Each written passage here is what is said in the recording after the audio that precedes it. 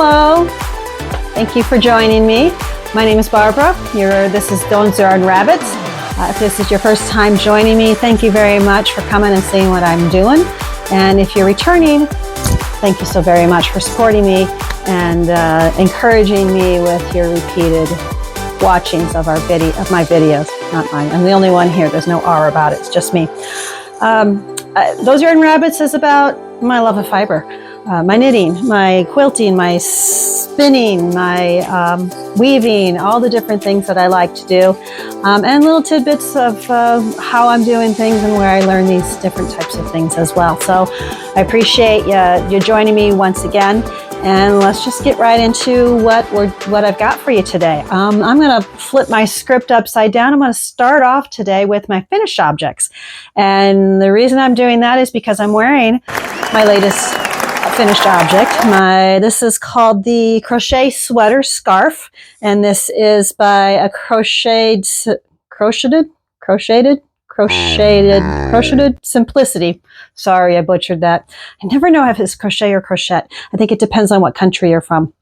I found this pattern on Lion Brand yarn kits. It is again another like my other sweater shawl. It's like a little sweater shawl that you wear on your shoulders. You can wear it straight across or crisscross. I've got it crisscross in the back right now. And then it's got the nice little sleeves here. This is 80% wool yarn and 20%, strike that, reverse it.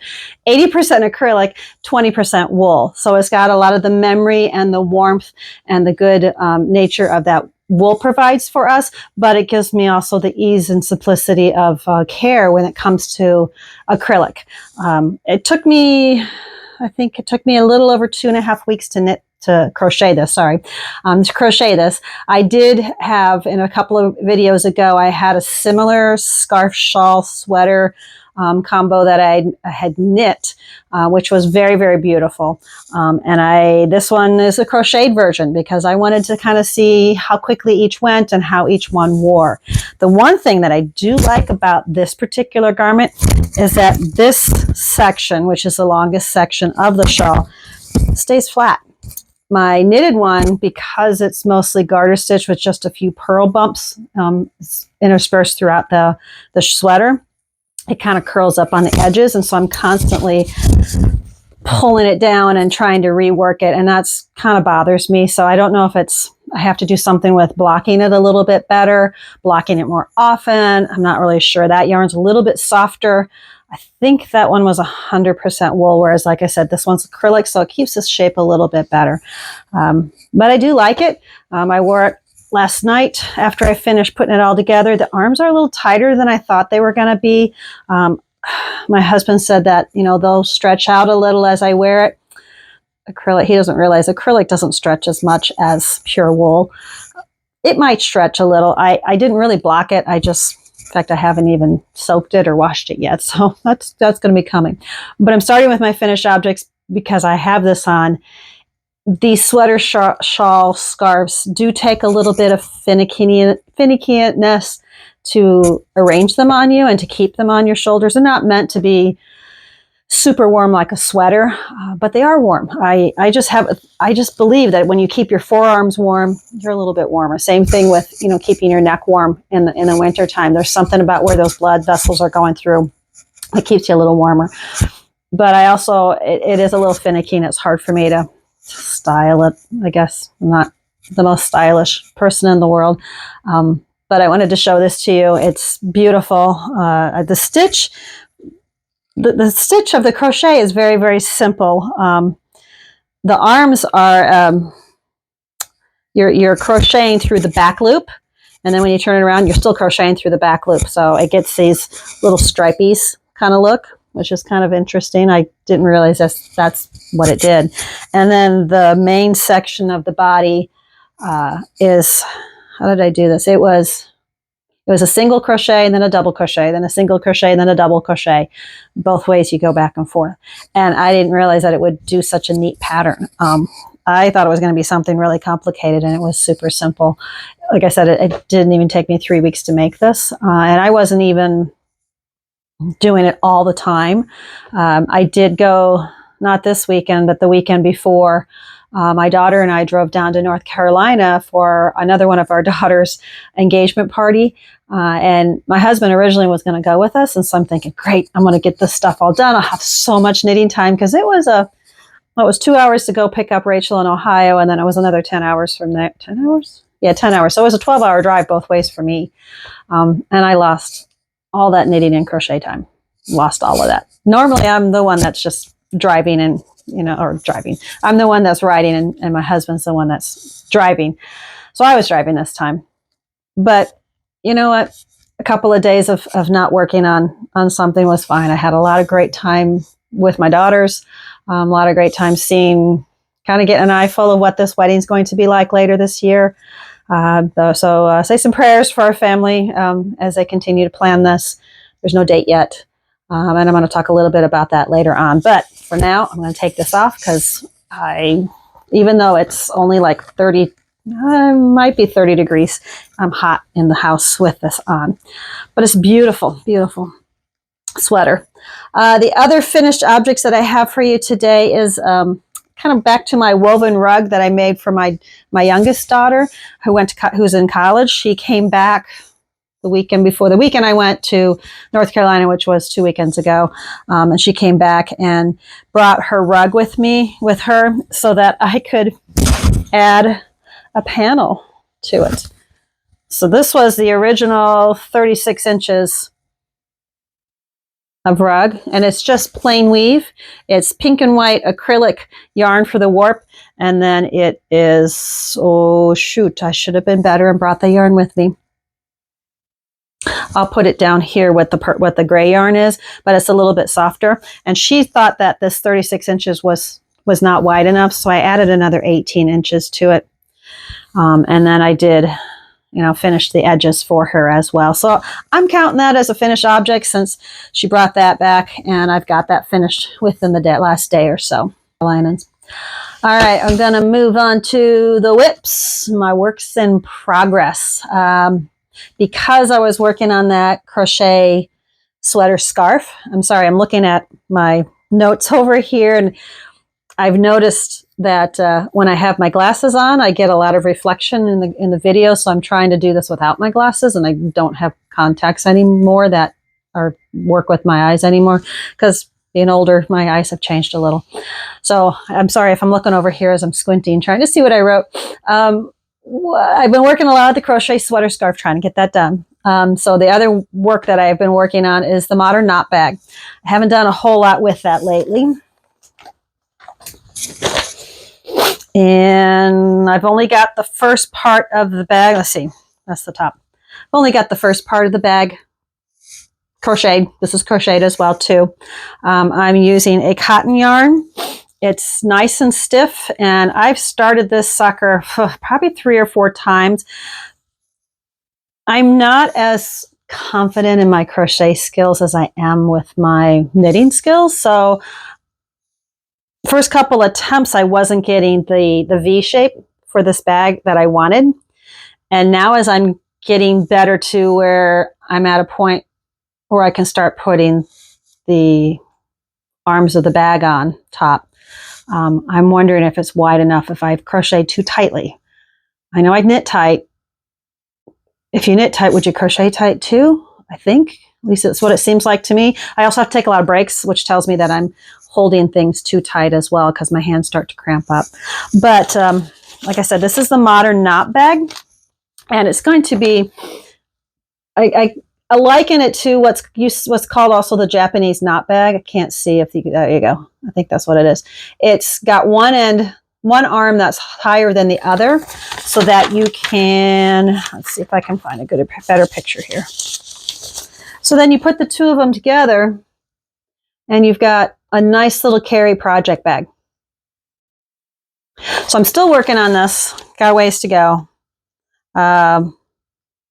One size, it says 14 inches at its widest point by 2.5 inches depth. So I probably need to get my measurements out. I guess maybe I am kind of along right where it's supposed to be. Strap is 11 inches long with a 4-inch closure. So measurements are post-seaming. So I will take some measurements of that and see how close I am to finishing at least the first half. Once I get this done, then I'll do a mirror image of the second one, and I'll put them together. It's a pretty quick, easy project. I'm having fun working on that, but like I said, I haven't picked that up lately, but I'm planning on working on that this Another week. Work in progress that I started, and I started this one because I don't know about you, if you have go-to projects that you go to every once in a while just because you can't think, or you just need to know something just to keep your hands busy, and you don't have to remember a pattern really detailed. I had to take my mom to the eye doctor a few days ago, and I didn't want to take any of my other bigger projects because they're a little cumbersome, and I just wanted something I could shove in my purse real quick. So I always go to dishcloths. I'm always a big proponent of dishcloths, and I had made, I got them all four here. I had made a stack of dishcloths, these four. I actually made 2 of each color. I made a stack for my sister who just moved to a condo in Connecticut, and as a kind of a housewarming gift, along with some other things that I sent her. And then this is for my guest bathroom, and it looks like I got cat hair or dog hair in there. Sorry about that. But this was a nice pattern that I had found. It's a basket weave type pattern. It was very, very simple to do. It makes a really nice size washcloth. And this is a cotton linen type blend that's a little bit nicer than the sugar and cream that I usually make my washcloths from. Let's see, what is it? Oh, it's called Fundamental Cotton. And that's by Yarnbee, is the 4 colors that I use. And what I did the other day when I was with my mom, I got the peacock color out, and I started doing, I thought I was doing that pattern. No, because it was a free basket weave pattern that I had found online, but I found a different basket weave pattern because this ain't the same as that. Those are two very different basket weave patterns. But I kind of like this one. So I'm going to continue working on this periodically when I just need something simple to work on. It doesn't take a lot of brain power to follow the pattern. It's just, a lot of knit 4, purl 4, and then do your ends on your ends depending upon which side of the dishcloth you're on. So that's just something nice and simple. Another work in progress. I've been doing some spinning, a couple different kinds of spinning. I will say that my flax to linen yarn that I started working on a couple episodes ago, that sucker got put into timeout for a while. I'm just still really struggling with how to hold my ring distaff. I'll show you. Better to show you, right? So I've got my flax on my ring distaff. It's not put on there very nice. It keeps sliding up and down. But this is a distaff is usually a stick or some kind of holder to hold your yarn on while you spin the yarn. And I'm still struggling with how to hold all this and spin. It's like learning how to spin all over again. Last time I talked about this previous video, I said that I was going to take this flax off and put some wool fiber on there that I know very well how to spin from, because flax in and of itself it's a different type of fiber to spin than wool or alpaca or silk. Every fiber is a little bit different with the way it spins up, but I'm really struggling with this one. So I'm going to just kind of set it aside for a little while, and I'll get back to that. I have done a little more spinning on my what's it called, the Kraemer Sterling, which is this beautiful white yarn with this a white fiber with this nice glittery silvery blend in it. I'll put what they are in the notes because I'm just having a brain bubble right now. I can't remember what it is, but this is my second spindle that I've spun up of this fiber. Ugh. Well, everything's connected. This is the first bit that I spun up. This was 175 yarns that I spun up on my supported spindle. One of my supported spindles. I got this on Etsy. It's a beautiful, beautiful spindle. Spins really, really nice. But this is going to be for my, oh geez, what's the name of it? Queen Sylvia? No, Crown Prince shawl that I got out of a Nancy Bush book. I had made that shawl previously a few years ago. It took me over 2 years to make, and I lost it last September. So this is my attempt to replace that yarn so I can start another 2-year process of spinning or knitting another ginormous 54 square inch lace shawl, because, you know, why not? Why do an easy one when you can make a really nice big one? The other thing I'm spinning is some orange Tunis. Now, Tunis is a breed of sheep, and this is what I've done. Well, I did this yesterday, just a little bit. This is just a basic drop spindle. It's a student spindle. I bought this from, where did I buy this? I bought this last year, end of last year, at one of the fiber meetings for Flax and Fleece Fiber Guild. This is one of the handmade spindles that Little Shop of Spinning sells. So I've been spinning up on that, and this spindle spins really nice. And the Tunis is a real kind of spongy kind of yarn or fiber. It's really beautiful. A few years ago, I was getting fiber from a friend of mine in Ohio. She had some friends a little further into Ohio. She was just over the border from Indiana. And she would buy a flock of sheep fleeces from a set of farmers that she knew in Middle Ohio. Well, when she ended up having her first child, she couldn't follow through on that commitment to buy that flock of sheep fleeces. So she asked me if I was interested. And Joe and I drove to Ohio, and we bought 70 fleeces of sheep fleeces from this set of farmers. They were Tunis sheeps. Tunis sheep is an American breed. It's on the conservation list, meaning that their numbers are kind of limited. It's, of course, we got it for a really good price, but that was kind of the most crazy moments of my fiber journey, is that I stuffed our car with all these fleeces, because I don't know, fleeces are, they're several pounds when you buy a fleece, and it takes a while to go through, that many fleeces. I got them stuffed in the shed out back and in the house. So this was a couple of years ago, and crazy. I still can't believe that I bought all those sheeps. But my field guide to fleece. I bought this number of years ago when I was learning about different types of sheep and the different types of breeds that are out there. There's hundreds and hundreds and hundreds of different types of sheep. And what was interesting about the American Tunis, like I said, it's a conservation breed, which means that their numbers are kind of limited. And so there's an effort to really kind of foster these sheep and try to get these sheep to increase in numbers in America. This is from this isn't from this book, but from my previous readings on Tunis, as I was getting to know something about them. It's one of the breeds that George Washington and Thomas Jefferson raised on the White House lawn, or the buildings that they lived in, because it's a very, very hardy fleece, and they're very hardy sheep. The American Tunis was developed from Tunisian Barbary sheep, a breed that dates back to biblical times, although it's come a long way from its origin and is now a separate breed. During the Civil War, this breed was almost completely destroyed. There was so much destruction on the East Coast and along the colonies that the sheep, they were all over the, Washington, D.C. area, where Mount Vernon area, where the presidents were living at the time. And because of the war, these sheep almost died out. So this American Tunis has been in the United States for many generations.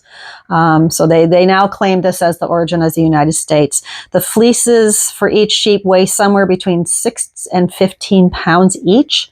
The staple length is anywhere from 3 inches to 6 inches. The fleeces, that most of the ones that I have, is around 4 to 5 inches. The diameter is 24 to 31 microns, and the natural colors are basically a creamy white. It does take dye really well. It's a real hardy, good wearing yarn, very, very stretchy, and has a lot of bounce to it. So according to this book, it says versatile and friendly as the breed itself. They are really nice sheep. They really are. We got to meet all the sheep that the shepherds, I think they had 70. We bought 70 of them. So they were very beautiful. The fleece is warm. in color. It's dense, it's uniform throughout, and has very noticeable crimp in the locks. Let's see if I can pull a lock out of here. Mine are kind of jumbled up. But here's one where you can see the crimp in that lock. And the crimp is the curliness. Some sheep have very, very crimpy. Some are very, very slick, depending upon the sheep. And as I said, it's very, very, very, very bouncy. One of the problems I have with the sheep is that they, I don't know if you can see the little brown speck in there. That is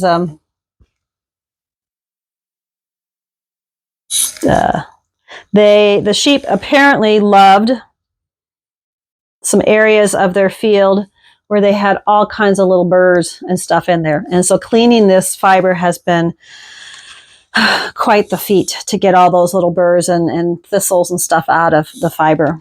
I'll talk a little bit about how I've been doing that. The locks for the Tunis sheep are relatively open, bit blocky, occasionally pointed at the tips occasionally. They're easy to tease open, so flicking with a flicker or a carder of some sort is a very good way to prep this material. Shorter staple lengths can be carded, longer lengths can be combed and spun from the fold. It does take dye really well. There's a little bit of luster to the Tunis fiber, so there's a little bit of brilliance when you dye it, as well as sometimes the natural tone of that cream will kind of tone the color down. So it's something that's a type of fiber that it holds the spaces, like if you do lace work with it, it holds the spaces of that lace, the holes very, very well. And it also gives you really good definition if you're doing cables and such. So it works really well for mittens and hats, works really good for sweaters as well. But this is kind of what some of the fiber looks like right out of from dyeing it. It's a little mashy. Okay, there's some of the longer fibers. This would be the part where it would have attached to the sheep, kind of like on his head where you give him a haircut. And so there's the tips where you can see the tips of the fiber.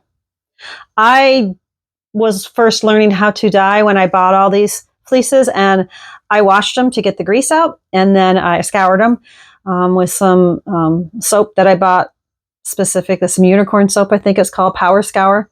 And then I dried it outside. And then I just tossed it into the dye pot. I didn't know a clue what I'm doing. This was kind of my first time trying to dye with dyes. I did orange, blue, red, and green. So I had 4 colors that I was doing. And my idea with doing all those different colors was that I was going to dye it all, spin it all up, and have it on hand in my stash so that when I wanted to make Fair Isle, different types of colored sweaters and scarves and mittens and stuff, I was already going to have all this stuff prepared. Well, I'm still, I'm a long way from doing any of that. 2 ways to prepare the fiber that I wanted to talk a little bit about. One is to use hand carders, which are basically like combs or brushes for your hair. This is a set that I got to match my Kromski spinning wheel. So these are Kromski. This is in the mahogany type color. And basically what it is, like I said, it looks like a big brush. And you've got this carder cloth on there with all these little spiky things on there. And you get 2 of them. And what you do is you would load the fiber up on one, and then you would brush the fiber down and make what's called rolags or rologs, depending upon how you want to pronounce them. And it's a great way to prepare fiber. It's a great way to get the fiber all prepped up. You end up with these nice fluffy little logs to kind of spin with. And you can either spin it from the fold, where you fold it over your finger and spin it here, or you can spin it straight off the tip. The problem that I have with carding, it does do a good job of aligning all the fibers up really nice so that you can spin it, and it does make it nice and light. But I don't know if you can see, there's a lot of vegetable matter and burrs and different types of things still stuck in that fiber. I have to part of the teasing process is pulling all that out. And with this row log, I didn't do any of that. I just put it on the carder thinking, you know, it's going to take it all out. Well, it doesn't, dummy. It combs it, but it combs it with the stuff still in there. Same thing with my drum carder. I found out the same thing when I did this fiber with all the vegetable matter in there. The drum carder gets it all nice and fluffy, but I still have all that in there. So, better way to clean my fiber and prep it for spinning is to use these monsters. These are combs. They don't look like the type of combs that we're used to. These things, I call them I think they're called Icelandic combs, and they've got 2 rows of teeth, very, very sharp on a handle. And how we use the combs, what the good thing about the combs is you load up the fiber onto the combs,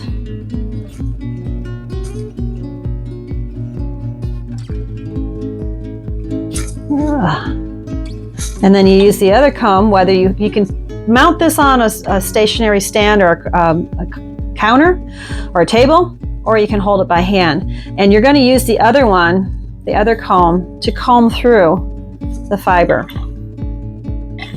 And as you're combing it, you're also going to be dropping all this gunky stuff, all that vegetable matter and fiber. You're going to take it all out of there. And every pass that you do with this, it makes it nicer and nicer and gets it softer and less jumbled up, and it doesn't feel so sticky like some of these, you know, little locks. You could spin off this, but it would be your yarn would be really lumpy and glumpy. Doing this, like I said, you're spinning it all off. You're getting all the fibers nice and opened up and lined up. You're getting all the junk cleaned out of it as well.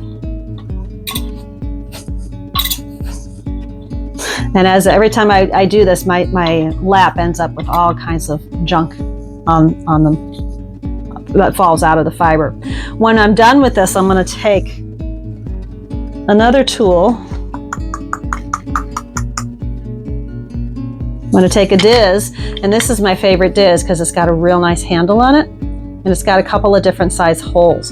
Now dizzes can be buttons, they can be stones, they can be, you know, anything that's got a little hole in there. And I use my little wire here. This is hard to do just holding. I'm usually having this attached to somewhere. Just kind of giving you a really rough view of how to do this. But I'm going to pull some of the yarn through that hole, and then you're going to diz out the yarn, and you're going to pull it. And as you pull it, it kind of makes a little tiny pencil roving.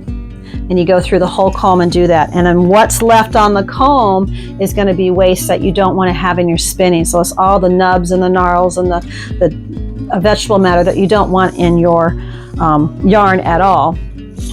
And what you end up doing is you end up with these beautiful little fluffy nests of beautiful yarn, a beautiful fiber that spins like a dream. And it's just this little tiny, like I said, pencil roving. And I put it together, and I hadn't spun this. I found this in the back room. I had made a whole basket of fiber. And this was, you know, maybe an hour or so of work that I made all those little nests. And then once those are done, then you can sit there and start spinning up this fiber very, very easily. And it's nice, clean fiber. Because I like hand carding, and some of the hand carding, I'm not saying hand carding is bad. Some of the fiber I have cards up beautifully, and the combs don't do as good a job as cleaning it as the carders do. Some fiber you have to do with the carding. So it's kind of getting to know, it's a process of getting to know the different fibers that you're working with and the different animals and the blends that you're putting together and what type of fiber that you want to have. This yarn that I'm making on this spindle is going to be really beautiful. It's going to be stretchy. It's going to have some bounce to it, and it's going to be really a nice pop of orange color for any of the color work that I plan on doing at some point. I've been saying I'm going to do a color work sweater for a long time, and I haven't quite gotten to it yet, but I will. It's on my list. All right, so that's works in progress. Like I said, I had 3 other colors of that Tunis fiber that I'm going to be making. Lastly, what I want to show you is projects that I have in plan. Projects that I have for the future. Like I said, we went to an engagement party 2 weekends ago for our daughter number 3.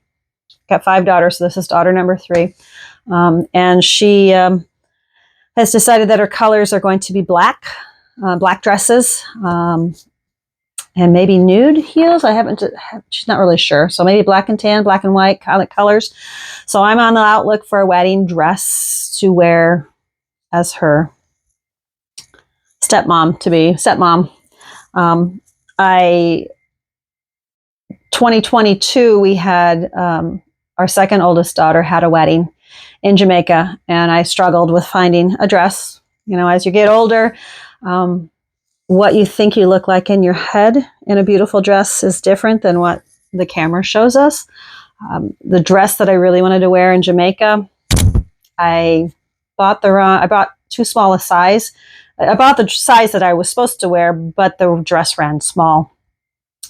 And I took it to a local seamstress to see if we could get it altered before the wedding. About 2 months before the wedding, I thought, well, maybe I'll just get this altered because I couldn't find anything else that I liked. And she said she was going to have to charge me about $150 for this $50 dress that I'd found on clearance. So it's still sitting in my closet, has yet to be worn. I picked a different dress and it was okay. Wasn't as pretty, I think, as the dress that I had for our oldest daughter's wedding. Had this beautiful silver dress that I wore for her wedding that I just thought was so beautiful. And it was short. So now I have to figure out what I'm going to do. If I can get my tail in gear and really do well with my exercise regimen that I started this year, maybe I can get down in weight in the next 10 months and get into that blue dress. Don't know. What I have decided is until I find a dress that I want to purchase, I'm going to go ahead and start making some dresses for myself from some yarn. I love sweater dresses. They're warm. They're super comfortable. But I've never actually made one. I've made skirts and I've made sweater tops, but I've never made it a complete dress. So I bought 2 patterns that I'm considering for possible either the night before or leading up to the wedding to wear. One is called the Luella dress. I got this on Ravelry. This is from, let's see, what was her name? Susie Sparkles. What a great name, Susie Sparkles. So this is the Luella dress. The picture on this pattern the pictures that I printed off are not that good. So I will do my best to put, a picture of this dress up here from, as I edit this. But it's a very simple top-down dress pattern. I believe it's top-down. Gorgeous dress. It's got an intricate lace yoke and hem. So you got the same lace work on the yoke as you do on the very hem. I haven't decided how long I'll make it yet. I'll just kind of, as I try it on, we'll figure that out. It's got baubles in amongst the lace, but I have seen some pictures on Ravelry where people did not do the baubles and instead put beads. And I have quite a nice bead collection with all the different crafting I do. When we went to Jamaica, I made 2 different shawls for myself, and if anybody needed a shawl, and I beaded both of them, and they're beautiful. So I have plenty of these of some clear and white, like frosted beads that I'm going to put into the yoke and the hem of this sweater. The dress also gives you the option of having cap sleeves, 3/4 sleeves, or a long sleeve dress. And I'm going to go ahead and do probably the 3/4. We're probably looking at, she's thinking of November, a November date now. And November's not warm, but it's not cold so much, especially in North Carolina. But I think it'll still be nice. I'll do cap sleeves and see how it looks. And then I'll see, my goal is probably to do 3/4 sleeve. But I'll put better pictures up, but this is kind of what the pattern looks like. And it's really hard to tell the lace yoke with the pictures. Even the pictures with the colors that are printed further in are, oh, no, never mind. They don't have any pictures. I'll put some pictures up. It's very, very simple. It looks like it's going to be some good. Once I get past the lace section, it's just a lot of potato chip knitting where you just, you know, a lot of garter. So that'll be a simple, easy one for me easy to make a dress. The other dress that I'm looking at making for just overall dress to wear in the summer or into fall as well. Maybe this might be, if I wear that dress for the wedding, maybe this one might be for the rehearsal. I don't know. We'll see. This one's called Which Do You Choose by Jill and Anna Stover. I got this on Ravelry as well too. I was really tickled when I was reading a little bit about why she's designing these patterns and what she's doing with these. Nikki at Yarnstream, she's got a mobile yarn shop.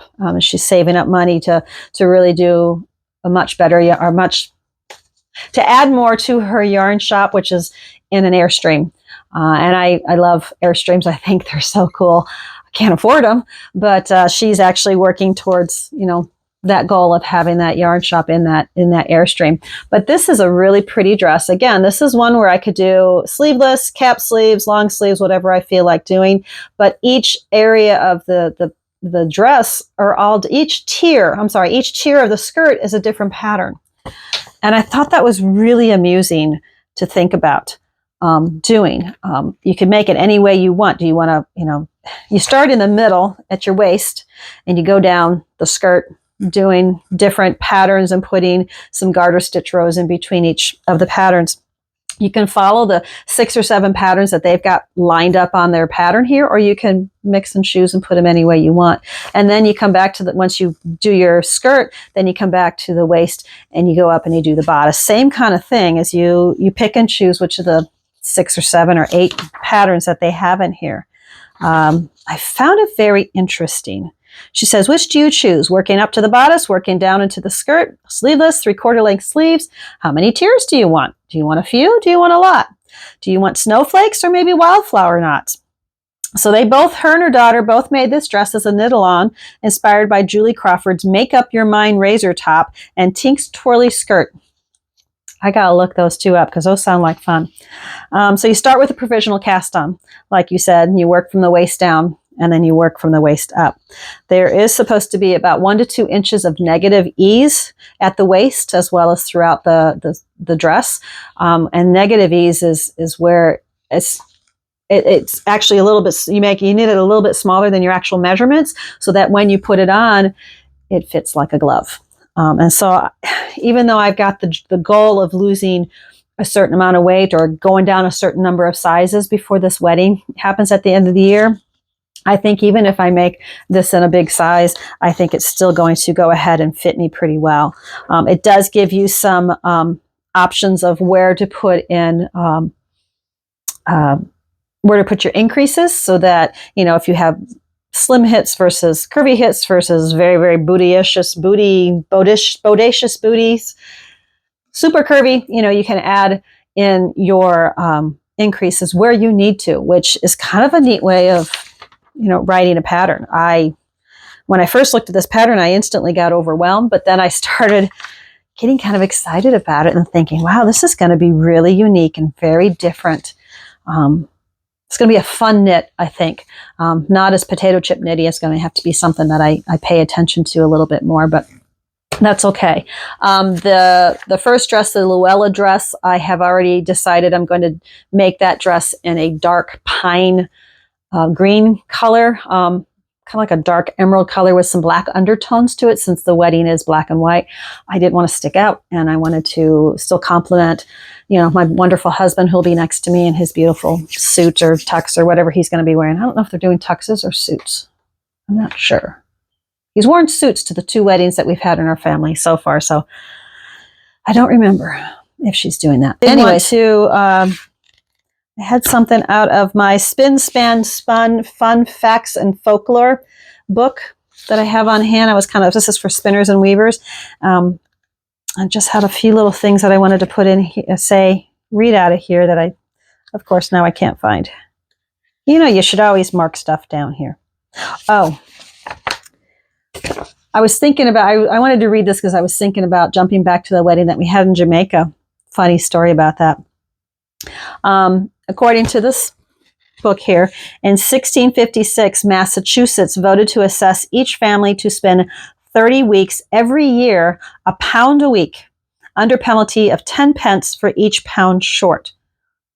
Okay, so they wanted 30 weeks of every year, 52 weeks out of the year, they wanted 30 weeks then to spend £1 a week of fiber. Everybody spun fiber back then. Thus, many families kept an unmarried relative or friend to perform this task. Spinster is still the word used by legal professions today to designate an unmarried woman. So every family at some point had one child, one daughter who was very good at spinning, spun very, very well. And she was the one, she didn't have to take care of her brothers and sisters. She didn't have to do the housework. All she had to do was spin.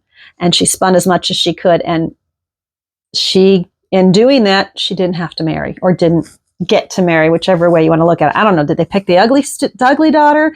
Did they pick the one that spun the best? I don't know. That was 1656. That was a long time ago. Flash forward to 2022 when we were in Jamaica after our daughter's marriage. As soon as they got married, they took the wedding couple over to sign the legal documents right there when we were in the little chapel over the water. Beautiful chapel. They didn't take the best man and the maid of honor to sign as witnesses. They had the fathers, the groom's father and the bride's father, go over to sign the documents that they were married. And they had the groom down as the groom, and they had the bride down as spinster. And we all just kind of had a chuckle about that. I knew the origin of the word, and I knew exactly it wasn't an insult. Our daughter, Tony Lee, she kind of laughed about it, but she was kind of like, it's kind of weird. Is she young? In my opinion, yeah, she's still young. But yeah, they in Jamaica, they call the unmarried women spinsters. And that's where that kind of came from, is those unmarried daughters of our families that stayed home and didn't marry. So I'm just going to close this out. Again, thank you for sticking to the end. I'm going to close out with an old Irish spinning song, again, from my little folklore book here. I'm not going to sing it because I have no clue how the tune goes, but I will do some research and see if I can find the tune. That would be kind of fun to see. But this is an old Irish spinning song. They say a fairy has no heart, but sorrow now they feel. For mortal souls that grieve apart, they've sent a spinning wheel. Spin the warmth of wool, little wheel, forget your fairy days. Spin for men so brave and leal, who guard the ocean ways. I think that was kind of cute. I think that's neat. It speaks a lot about how much spinning was a part of all our families and all part of our lives at one point before everything was mass produced. Thank you so much for sticking to the end. Appreciate it. If you have any comments or questions, please just leave me a message down below. If you like what you see, give me a like, give me a thumbs up. Share the video if there's somebody who might enjoy watching this, and consider subscribing. All of that helps my algorithm so that my videos get seen more, and that I can get to the point where I can make better videos. So thank you. Have a great day, evening, whatever time of day it is for you. Thanks.